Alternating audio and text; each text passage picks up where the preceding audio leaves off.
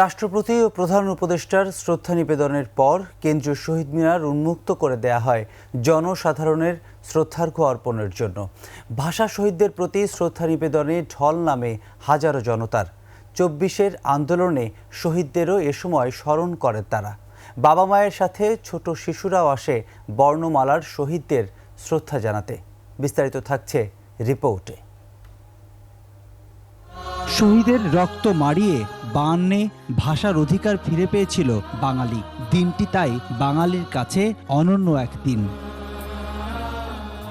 ভাষা শহীদদের স্মৃতির প্রতি শ্রদ্ধা জানিয়ে রংতুলিতে শহীদ মিনারের বেদিসহ আশপাশের এলাকায় আলপনা আঁকা হয়েছে।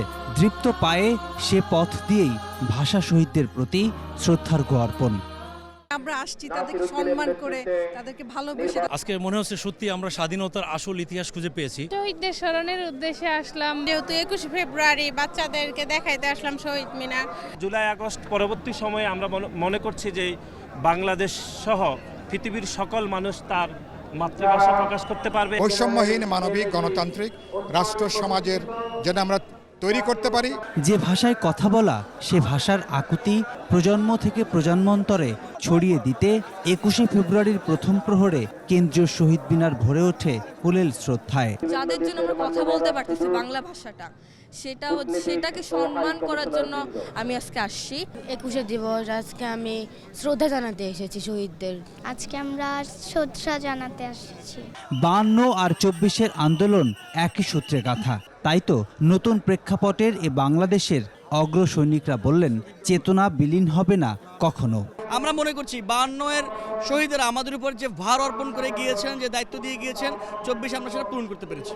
এই বাংলাদেশে ২৪-এর অভ্যুত্থানের স্পিরিটকে ধারণ করে ৫২-৭১ দ্বারা উজ্জীবিত হয়ে আগামীর বাংলাদেশ তরুণ প্রজন্মের নেতৃত্বে ছাত্র জনতা ঐক্যবদ্ধভাবে গড়বে। বাংলা ভাষাকে সরকারি বিল পত্র থেকে শুরু করে স্কুল, কলেজ, ইউনিভার্সিটি সব জায়গাতে একটি সুন্দর পরিক্রমায় নিয়ে আসার জন্য ২১-এর প্রথম প্রহর পেরিয়ে প্রভাত ফেরির জন্য দীর্ঘ হয় জনতার সারি। ফুলে ফুলে ভরে ওঠে স্মৃতির শহীদ মিনার। ৫২ সালে বুকের তাজা রক্ত দিয়ে বাংলা ভাষাকে ছিনিয়ে এনেছিল লাখো শহীদ।